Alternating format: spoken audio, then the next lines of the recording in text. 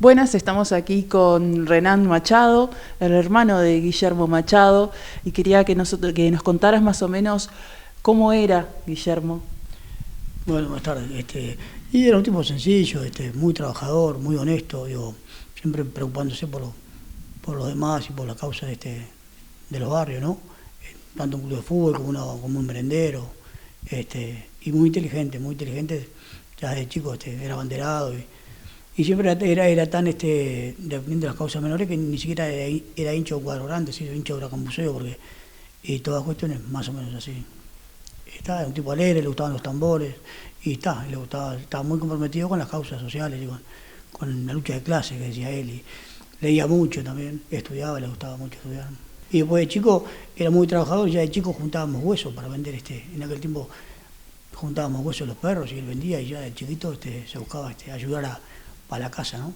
Y empezó a trabajar desde muy chico también, siempre en la construcción. Fue siempre un militante, ¿no? Primero de los JC, cuando me acuerdo con Chirola Rux, un compañero también, le dijo, vos, tu padre es comunista. No sé cómo fue bien la cuestión, que uno le dijo al otro, el otro, y eran los dos, y bueno, ahí terminaron armando un círculo del Hugo de los Santos allá en el barrio, y bueno, era un tipo muy duro, ¿no? No, él era un tipo muy bueno, entonces nosotros éramos más chicos, a veces llevábamos merienda a la escuela, ¿no? Y nosotros le decíamos que la perdíamos, para que él nos diera la merienda. Porque te daba la merienda y se quedaba sin comer igual. Y bueno, y después está en las ollas populares también, cuando no, en los merenderos, también, siempre estaba ahí presente. Pero la anécdota de la merienda siempre nos queda porque le comíamos la merienda, porque él te la daba y no vive. Siempre estábamos en casa, como éramos una pilla muy chica, siempre estábamos en construcción y en las cuestiones. Siempre había arena o pedregullo ahí, y él escondía los libros ahí en la arena para después de noche sacarlo y leer. ¿Y cuál es la afectación de ser la hija de una persona asesinada por las racias en el primer gobierno democrático, con la expectativa que eso tenía para toda la sociedad? Desde tu lugar de hija, ¿qué valoración tenés hoy de aquel momento y a la distancia sobre esos hechos? Bien. Primero que nada, sí, decirte que como hija, y si miro hacia el pasado y me encuentro con esa niña que tenía 5 años, primero es muy doloroso, como puede ser para cualquier niño la pérdida de un padre, porque todos los que han perdido a alguien saben que la muerte de por sí es muy dolorosa, pero tiene un componente mayor cuando esa muerte es impuesta, cuando esa muerte se da en base a la injusticia. En mi caso particular, tené presente que ni siquiera se me pudo decir enseguida cómo había muerto mi padre. Lo primero que yo sufro es el dolor de que no llegó a mi casa, porque además yo ese día lo estaba esperando. Yo ese día estaba esperando que él llegara y nunca llegó. Y además fue una situación muy triste porque tenemos que viajar a ese 1989, pensá que ni siquiera había teléfono, no teníamos nosotras teléfono, mi madre y yo, en nuestra casa, por lo tanto no sabíamos qué había pasado, recién nos enteramos al otro día. Ese día no llegó y no sabíamos qué había pasado, sabíamos que había pasado algo malo, pero no tan malo. Estábamos en lo que es julio, del Día del Padre, y yo tenía un peluche que había hecho en el jardín, que habíamos hecho un peluche así muy caserito con un cartelito, y bueno, ese peluche se lo envié al CTI. Obviamente mi padre nunca lo pudo ver porque nunca salió del CTI más que para ser enterrado. Eso te puedo decir como niña. Años después, cuando mi madre me dijo qué es lo que había pasado, ahí se te juntan dos dolores, porque tenés el dolor de la pérdida y ahí de repente te chocas con la realidad, con la injusticia, con no entender, porque en la mente de un niño es difícil entender la violencia, es difícil entender las diferencias, que las diferencias entre los seres humanos los lleven a violentarse. Eso no lo entendés hasta muchos años después, que no es que no lo entendés, o sea, que no, en realidad no es que algún día lo entendés, lo aceptás porque es la realidad, no es que se pueda entender, esos actos no se entienden. Lo que te puedo decir es que para lo que me interesa a veces generar un hecho de una marca de memoria cuando se le realiza algún homenaje, o cuando en esta ocasión así me consultan sobre él o sobre lo que viví, desde mi punto de vista es importante para que esas situaciones no le pasen a otros niños, porque Nadie tiene por qué perder a un ser querido en esa situación de violencia. Y creo que lo importante es que trabajemos como sociedad para que esas situaciones no vuelvan a pasar, para que dejemos de juzgar a las personas por su apariencia, para que quienes están en el poder tengan realmente mucho cuidado cuando hablan de la sociedad, cuando hablan de una apariencia delictiva, cuando juzgan por las creencias y por la ideología. Y desde el poder muchas veces se instalan ideas que marcan a la sociedad. Hay que tener mucho cuidado cuando hablamos, porque quienes nos representan, los hayamos votado o no, nos representan, tienen un lugar de poder, y la palabra tiene poder.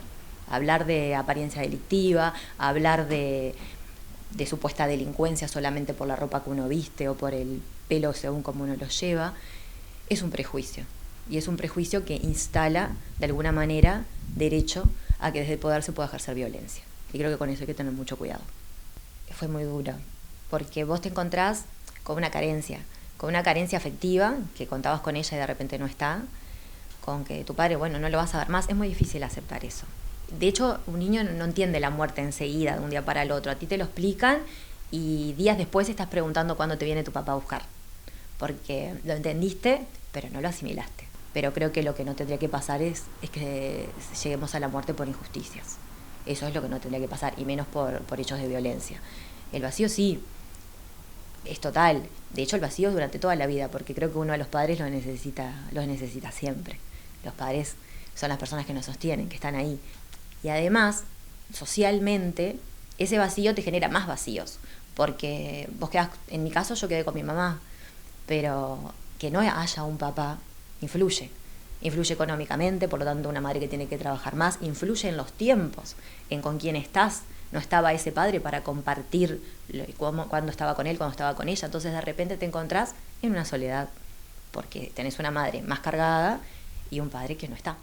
Seguimos conversando acerca de Guillermo Machado, en esta oportunidad con Enrique Núñez, compañero de la dirección del Zunca, militante político y social, expreso político, y queremos preguntarte, Enrique, acerca de qué Uruguay teníamos en 1989 a la hora del fallecimiento de Guillermo Machado, a la salida de la dictadura, primer gobierno democrático, implementación de las razzias. Contextualizá el Uruguay que vivíamos en ese momento, que para las generaciones futuras es de tremenda importancia. Bueno, buen día a todos. Muy orgulloso de aportar a este homenaje al compañero Guillermo. El Uruguay era un Uruguay que venía de haber tirado la dictadura con la lucha del pueblo uruguayo, con un alto precio, compañeros desaparecidos, presos, torturados, clandestinos, exiliados, con una situación económica muy devastadora. La dictadura gobernó para los sectores oligárquicos y dejó un gran agujero económico en los sectores populares, y la esperanza también de la reconstrucción de una democracia que fuera plena. En eso trabajó mucho el pueblo uruguayo a través del diálogo que se estableció antes de la caída de la dictadura, que fue cuáles eran los elementos más importantes para reconstruir el país democráticamente. Pasaba por el restablecimiento profundo de las libertades públicas, todo lo que tenía que ver con el funcionamiento institucional y democrático, y también el elemento económico, que era atender a los derechos fundamentales del pueblo, que era la vivienda, la salud, la educación, el trabajo, y evidentemente curar y dar respuestas a lo que había dejado la dictadura, que fue una herida muy honda en el pueblo uruguayo. Cuando muere Machado, es asesinado por las torturas que recibió en la comisaría 15, fruto de la detención. Veníamos viendo que esa democracia que queríamos que sea plena tenía algunas dificultades en cuanto a su concreción. Una de que todavía seguían existiendo en el Estado resabios y personajes y algunos métodos de la dictadura.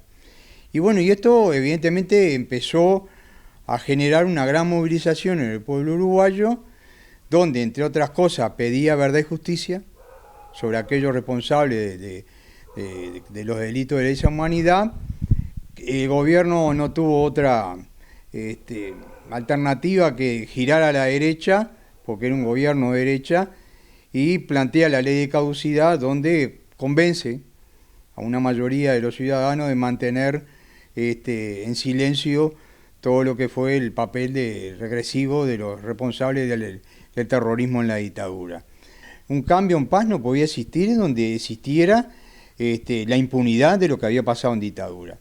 Bueno, y a eso se le agrega que a ese movimiento social que se había generado a través de las luchas de los consejos salarios y a través de la lucha del movimiento estudiantil, con mucha presencia en las calles en Montevideo, el gobierno se le ocurre que, bueno, que para combatir o dar respuesta a esa situación social, incorpora unas medidas que estaban en la dictadura, que fueron el artículo de la racia al aparato del Estado. Cuando detienen a Machado, que ya venían deteniendo varios ciudadanos, vos salías de tu casa a comprar la comida en el almacén, y cuando venía de vuelta estaba el ómnibus, ahí te llevaban. Lo que pasó con Machado fue como, parece que se supiera que Machado era un luchador social, un militante del sindicato, que organizaba la solidaridad en su barrio y que aparte era un compañero políticamente comprometido con su partido, el Partido Comunista, y que bueno, porque no, la forma que lo detuvieron, a ver, todo el pueblo los domingos o los días de semana en algún horario va a visitar la plaza, va a descansar, va a usar ese espacio democrático que es la plaza, y una plaza en un lugar donde hay una iglesia, donde va mucha gente, donde están los familiares de los enfermos del Hospital Pasteur, donde es un barrio muy populoso, donde va la gente un poco a tomar aire. Él es detenido ahí con su compañera y después, a las horas, aparece con un tratamiento en su físico, internado grave, sin saber qué fue lo que pasó. Un trabajador que no tenía defensa ninguna para enfrentar ningún tipo de aparato represivo. Yo creo que Machado habrá discutido el derecho de estar en una plaza descansando, y posiblemente eso haya molestado a ese aparato represivo que estaba sin ningún tipo de orientación y lo que estaba ordenado de detener gente. Y bueno, y eso cayó muy, muy mal, inclusive impactó en toda la sociedad. No hubo ningún partido político, no hubo ninguna organización de prensa, no hubo nadie que salió a decir, bueno, pero está bien, esto es lógico. Hay que controlar la sociedad y que se haya maltratado un ciudadano, vaya y pase, ¿qué hace? Son métodos, y nadie. Esto fue llevado al Parlamento a través del diario La Hora, que fue el diario que hizo la denuncia de todo lo que pasó, y claro, al correr de los días era insostenible que ninguna respuesta que se podía dar justificara este hecho, y bueno, y a los pocos días esto resultó de que el Parlamento le exigiera al gobierno la renuncia del ministro Marquesano y también la destitución de algunos jerarcas de lo que era el aparato vinculado a la policía. De mi historia de militante nunca vi una respuesta tan grande como fue el sepelio, que se lo llevamos en hombro a Machado hasta el cementerio del norte, del Plazo Molino, donde fue velado. Vimos a la familia que la tuvimos que llevar en un vehículo, donde ahí estaba Cecilia con sus 5 años, que Cecilia no pudo encontrarse con el padre el día que lo detuvieron, porque nunca llegó y no lo dejaron ver. Tenía que ir a verla, salir con ella, y bueno, y su familia acompañó el resto de Machado en ese ómnibus, rodeado de pueblo, una convocatoria de nuestro sindicato a la central convocó a todo el pueblo y fue una manifestación brutal.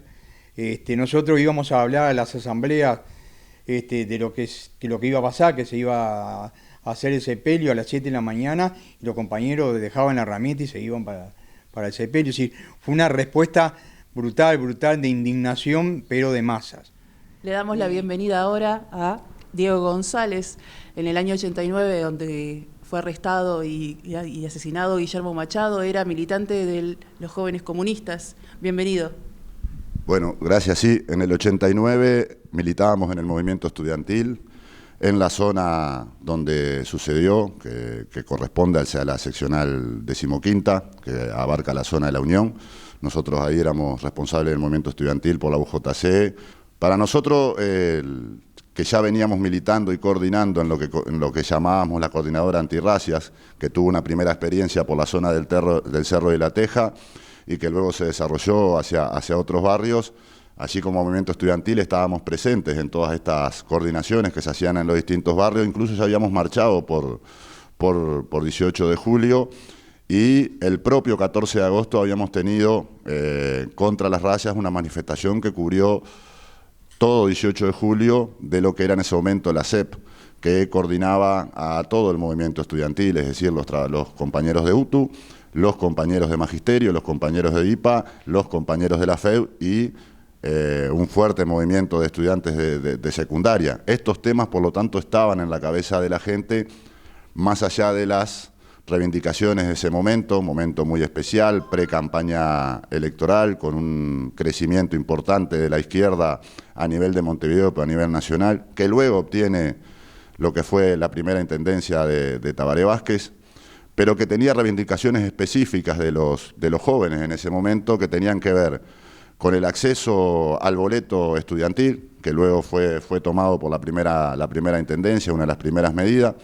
que tenía que ver con la seguridad, en lo que tenía que ver con iluminación, básicamente en parques cercanos a los liceos, donde había hechos delictivos o problemas con las compañeras, pero que tenía que ver sobre todo con el tema de la no persecución a lo distinto, a lo joven, a los movimientos en ese momento del rock and roll o a los propios movimientos surgidos en los barrios pobres de la cumbia y los bailes de cumbia.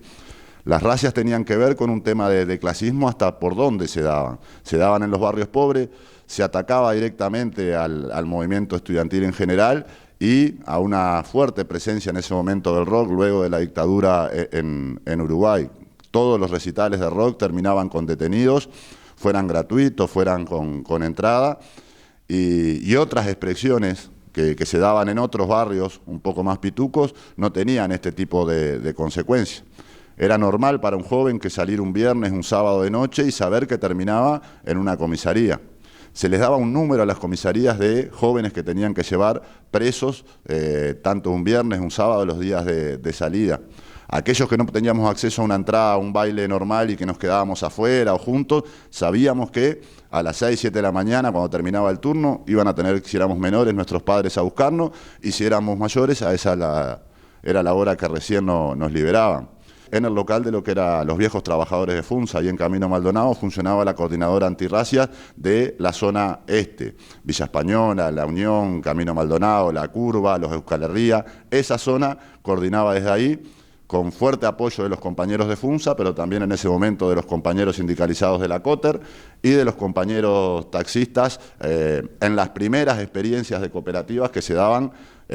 La primera fue en el Cerro, de cooperativas de taxi, y luego en La Unión se dieron con fuerte presencia de los taxistas, que ante cualquier movida juvenil los trabajadores salían a ponerse incluso adelante de las fuerzas represivas que rápidamente, ante cualquier medida de paro, de semáforo, como le decíamos nosotros, que era cortar el tránsito, de quema de alguna goma, ante algún hecho de violencia por parte de la policía, los compañeros trabajadores iban ahí en nuestra ayuda. En ese contexto, nosotros nos enteramos de la detención del camarada y nos enteramos al par de días que había muerto luego de los apremios que había sufrido en la seccional. Y participamos como movimiento estudiantil de lo que fue el paro general de todo el movimiento sindical, encabezado por el ZUNCA y apoyado por el movimiento estudiantil para acompañar los restos de Machado. Para nosotros la muerte de Machado nos marcó como movimiento estudiantil, entre otras cosas. Cuando le decimos que nos marcó, no solo porque cayó el ministro represor de aquel entonces, Marquesano, por esta situación, que cayó el comisario también de la seccional 15, que había dicho en primer momento que se había querido suicidar, y cualquiera que lo había conocido, su familia, sus compañeros de trabajo, de la construcción, sabía que era imposible que esto pasara, sino porque creemos que ayudó en ese momento a que definitivamente, luego lo que fueron las marchas de las antorchas que cubrieron todo el cerro, a raíz de la muerte de Machado, ayudó a que terminara la represión conocida como racias en ese momento, que era algo habitual desde el 85 en adelante, con resabios dictatoriales que habían quedado en lo que eran en ese momento las fuerzas policiales.